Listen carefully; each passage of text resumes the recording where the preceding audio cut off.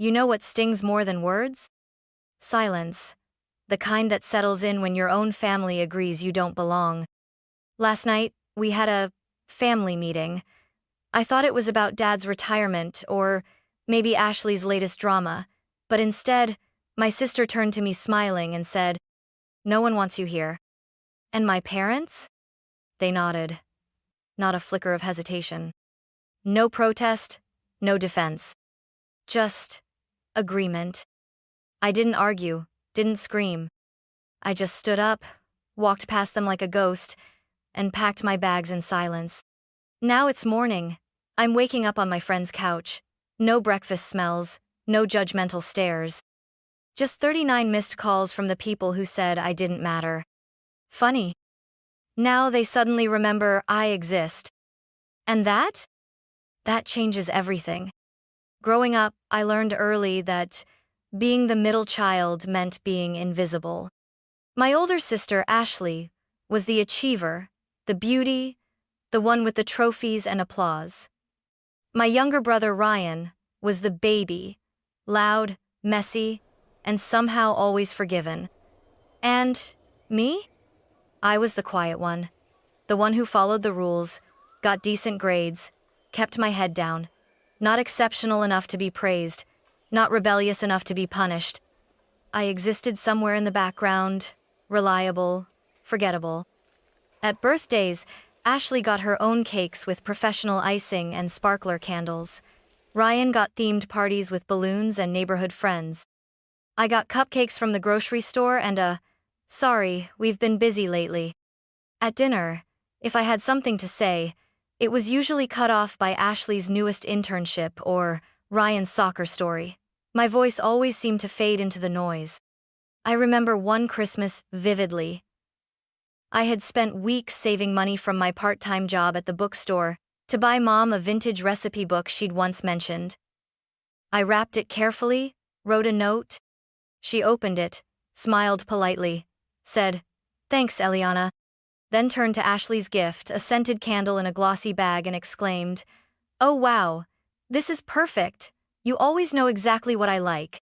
No one noticed the way my fingers curled inward under the tablecloth. It wasn't one big betrayal, it was death by 1,000 small forgettings. The final straw wasn't dramatic, it was quiet. I had won a state-level art competition. I thought, maybe this time, they'd see me, they'd be proud.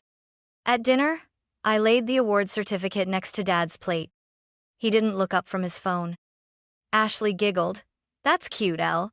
Is that like a hobby thing?" It wasn't even contempt. Just dismissal. That's what hurt the most. Not hatred. Not anger. Indifference. I started keeping things to myself. My wins. My fears. My thoughts. Because what was the point of speaking up if no one really listened? I wasn't bitter. Not then. Just tired. Quiet. Numb.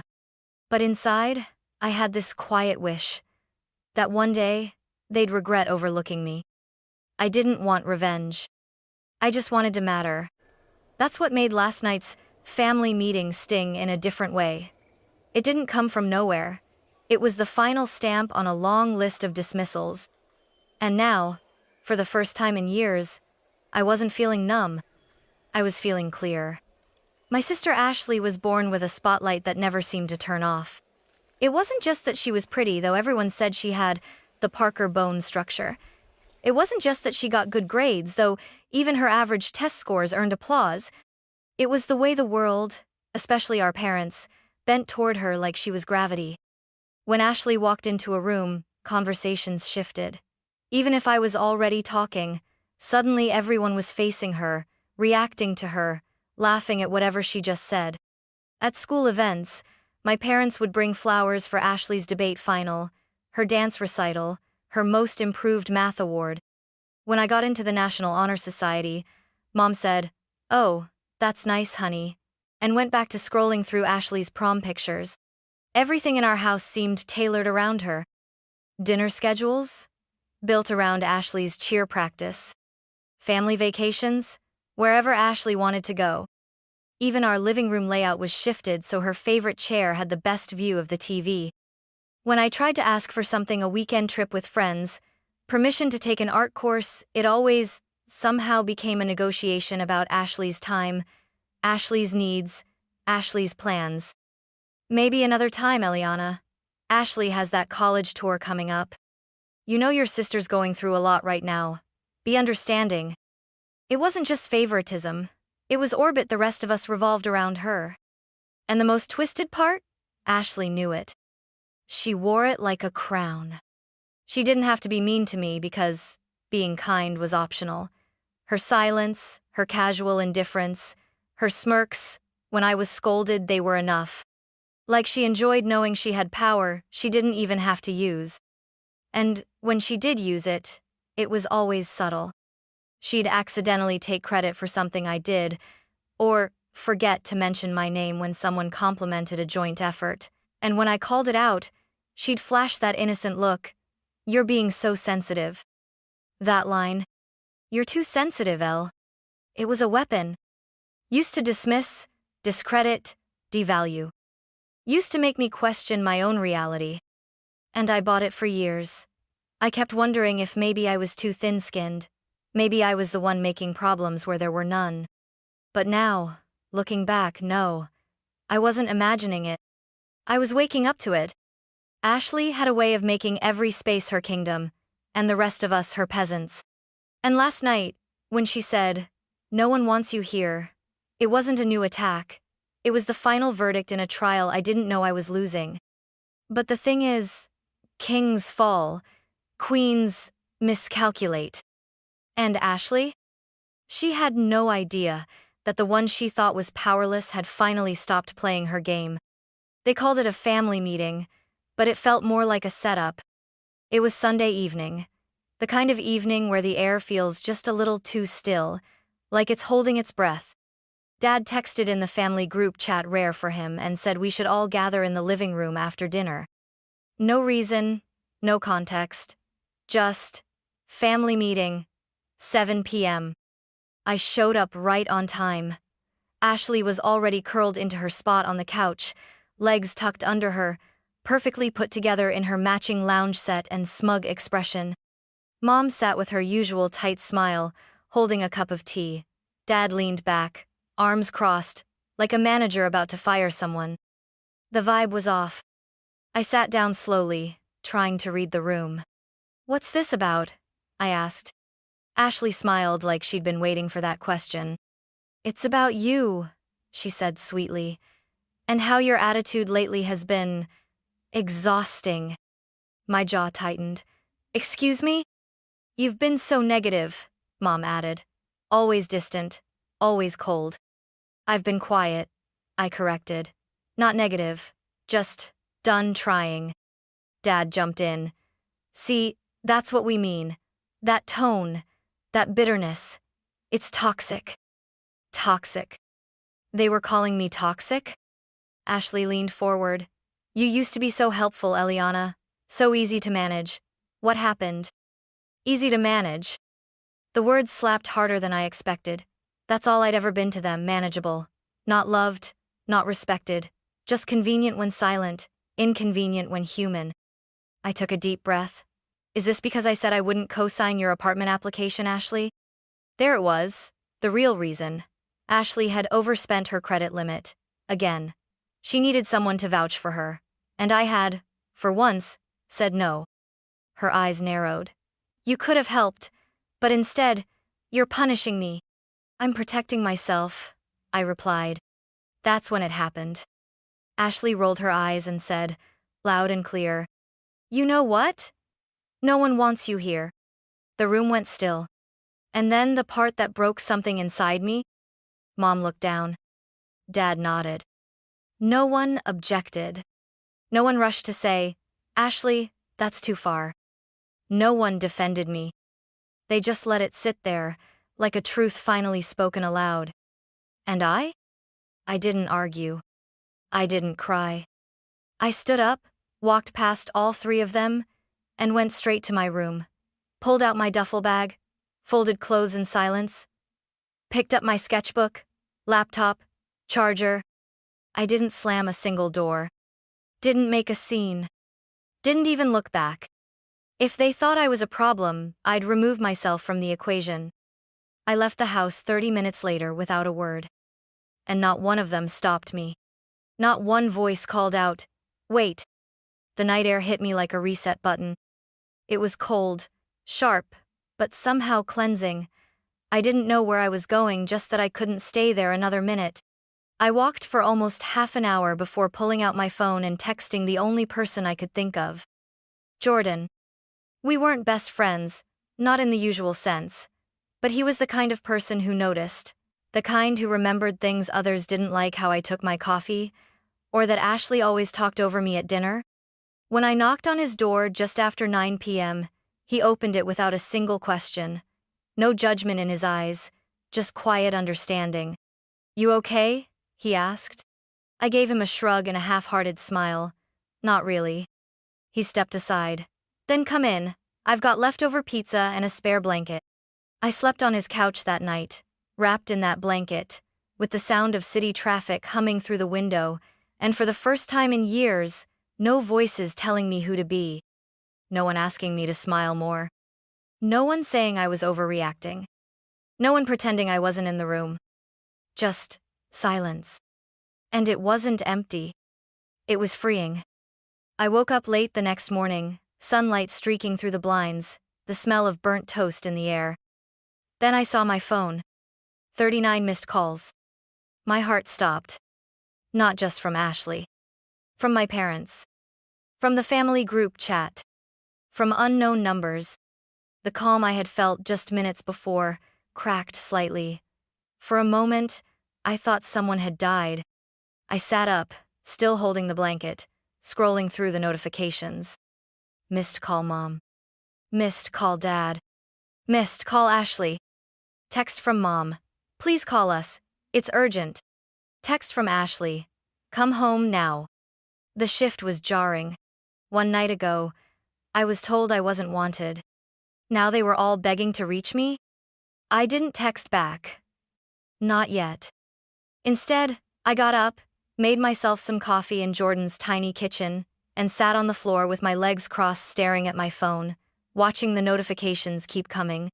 For once, I wasn't scrambling to fix things. I wasn't apologizing just to keep the peace.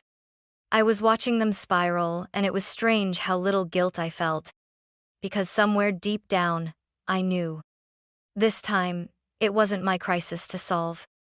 By noon, I'd already counted 57 missed calls. They weren't just calling, they were desperate. The same voices that had nodded silently as Ashley said, "No one wants you here," were now leaving voicemails like I was the only person on earth who could fix something. I didn't answer. Not yet. I scrolled through the texts instead. "Mom. Eliana, please. It's not what it looked like. Just call us." "Dad. You're being childish. Stop ignoring us. We need you to come home." "Ashley. I know we said some stuff, but you're blowing this out of proportion." Then a new one. "Ashley. Come home now. Something's wrong. We need you." There it was again. "We need you." The same family that spent years treating me like a spare part now acted like I was some missing piece they suddenly couldn't live without. I waited. I let them sweat. For once, I was the one with power. Finally, I texted back 2 words. "What happened?" The response came within a minute. "Mom. Ashley's identity was stolen. Someone emptied her bank account, opened credit cards in her name. The bank froze everything. They need an emergency contact to verify her signature, and your name's the only one on the account from years ago when you helped her set it up." I blinked. "Wait, what?" "That account." I remembered it. Ashley had begged me to co-sign when she first turned 18 because she didn't trust our parents with her financial info. Back then, I was flattered she asked me. I thought maybe she valued me. She didn't. She just needed me to sign something. Now, years later, the bank still had me listed as the primary emergency contact. And suddenly, I wasn't just her sister. I was her only way out. That irony? It tasted better than revenge. I leaned back against the couch cushion and stared at the message. She didn't miss me. They didn't want me back. They needed me. There's a difference. A big one. 10 minutes passed. Then 20. More messages followed. Dad, we don't have time for this attitude. Just get here. Mom, please, Eliana. This is serious. We can't access anything. She's falling apart. And then, Ashley, you're really going to let me go through this alone? After everything? I almost laughed. After everything? I was the one left out. Ignored. Labeled dramatic. Told I wasn't wanted. But now, suddenly, I was important? I put my phone down on the coffee table and let out a long breath. Jordan walked in with a bowl of cereal and raised an eyebrow. You okay? I nodded slowly. Yeah, I think I am. Then I added, almost to myself, now let's see how much they're willing to crawl. I didn't rush. That was the best part. For once, I wasn't the one scrambling, apologizing, shrinking myself to soothe someone else's chaos. I let another hour pass. Then 2. Let them twist. Then, just after 3 p.m., I replied, meet me outside. I'll be there in 20 minutes. I didn't tell them where I was coming from. Didn't tell them I'd slept on a couch. Didn't tell them that for the first time in years, I'd woken up without the weight of them on my chest. I borrowed Jordan's car, he tossed me the keys without question, and drove back to the house I used to call home. It looked the same. But I didn't. My shoulders were straighter. My face calm. My heart steady. When I pulled up, all 3 of them were already outside. Ashley was pacing, phone in hand, mascara slightly smudged. Mom stood with her arms folded tight, eyes red. Dad was standing rigid, like a man whose authority had finally been questioned. I stepped out of the car, slow and deliberate. No smile. No hello. Just, so, who wants to tell me what happened? Ashley launched in first. My accounts are locked. I can't get anything unfrozen without verification. The bank said you're still the emergency contact. I don't know why that never got changed. You never bothered? I said coolly. Because you only think about me when you need something. Ashley blinked. Mom stepped forward. Eliana, please, we know this is complicated, but we really need your help. I looked her in the eye. Last night, you nodded when Ashley said no one wanted me here. Her lips parted, but no words came. Dad interjected, his voice tight. We don't have time for this emotional detour. This is a family emergency. I raised an eyebrow. Ah, now I'm family. That made him flinch. Ashley crossed her arms. Look, I'm sorry you're mad. I'm not mad, I interrupted. I'm awake. I turned to all of them, letting my gaze settle on each face. For years, I accepted being invisible. I accepted silence as love, crumbs as praise. I bent backwards to be enough for people who didn't even see me. No one's perfect, Mom said, her voice shaking. No, I replied. But some people are cruel, and others stand by and let it happen. Silence. The kind of silence that says, they know I'm right. I took a step closer. You want me to go to the bank? To verify my name? To save Ashley from a mess she probably caused by ignoring everything I warned her about years ago? Ashley winced. Fine, I said. But I want something first. Dad's jaw clenched. Money? Is that it? I laughed once cold and sharp. No, not money. I want a public apology. Ashley blinked. Excuse me? You heard me. In the family group chat. I want each of you to admit how you treated me. And I want you to thank me sincerely for helping now. That's ridiculous, Dad barked. I turned to leave. Okay. Then, good luck finding another emergency contact. Wait! Mom grabbed my arm. Please, can't we handle this privately?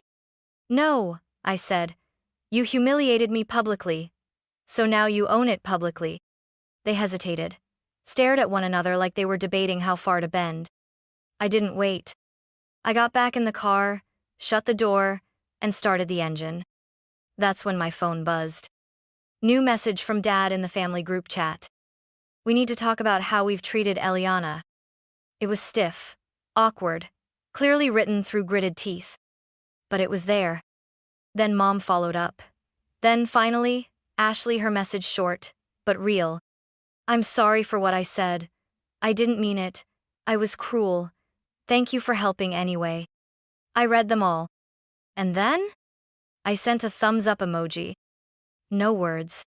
No promise to help. Just acknowledgement. That's all I ever wanted. And now that I had it, the power had shifted and it wasn't going back. I watched the group chat light up with one forced apology after another. Dad's message read like a legal memo. We need to acknowledge how we've made Eliana feel. Mistakes were made. We hope she can find it in her heart to support us now. Mom's was longer, filled with sugar-coated phrases and passive regret.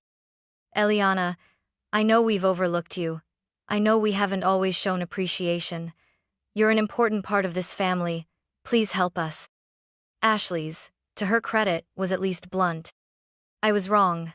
I was mean. I'm sorry. I said something I can't take back, and I hope you'll still help me. I read each message carefully, like someone inspecting forged bills. They weren't perfect. They weren't even sincere, not entirely. But they were public. That mattered. For once, they were forced to put into words what I had carried silently for years. So I gave them what they wanted. Almost. I typed slowly. I'll think about it. And then I muted the chat. That evening, I ordered Thai food, turned on some lo-fi music, and curled up on Jordan's couch with a blanket that didn't smell like old expectations. I didn't go to the bank. Not the next day. Not the day after. Let them sit in it. Let them taste that helplessness, the same kind they handed me for years. By Friday, I got another wave of texts. This time more frantic. Dad. We're losing time. Please, just go to the bank. Mom. We're being charged fees. The account is frozen. Ashley's credit might be ruined. And then Ashley sent the best one yet. You're really gonna let me drown for one sentence? One sentence. That's what she called it. As if, no one wants you here, was just a slip-up. As if it hadn't been years in the making, a final blow backed by a lifetime of dismissals. So I replied. You didn't drown because of one sentence. You drowned because you built your raft out of everyone else's silence. I just stepped off. Read. No reply. A few hours later, I got a voicemail from my dad. He didn't yell. He didn't guilt. He just sounded defeated. We understand. You don't owe us anything. But if you do this, we'll never forget it. We'll make it right. Somehow. Somehow. That was the problem. They always acted like writing the past was something vague and optional. But I didn't respond. Not to him. Instead, I opened the family group chat, dropped a single message. You'll figure it out. You always do without me. And for the first time ever, I knew I wasn't being cruel. I was just done.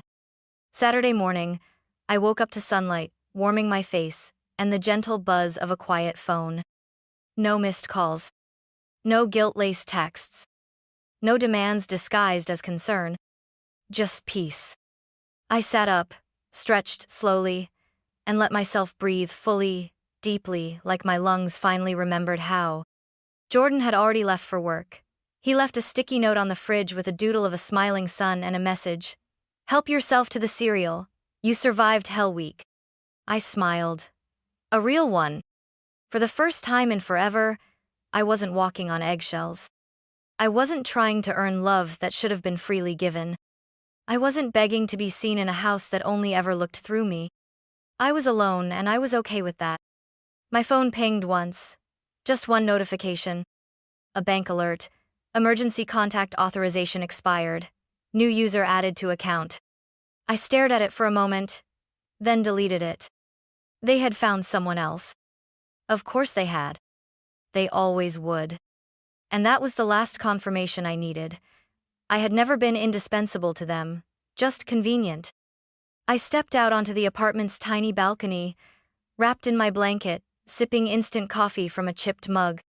The city buzzed below me, Cars, voices, life, and for once, I wasn't bracing for the next blow. I was just being.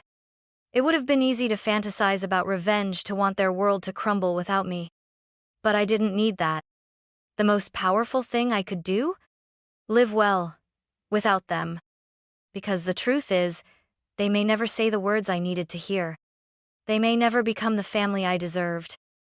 But I no longer had to carry the weight of hoping they would. I thought about the girl I used to be, the one who sat at family dinners in silence, who edited herself down into someone smaller, quieter, easier to ignore. I whispered to her now, just loud enough for the wind to catch it. You don't have to earn love. You just have to leave when it's not real. That afternoon, I submitted my application for an artist residency program in Seattle, something I had shelved for years because Ashley might need the car or Dad said it was risky.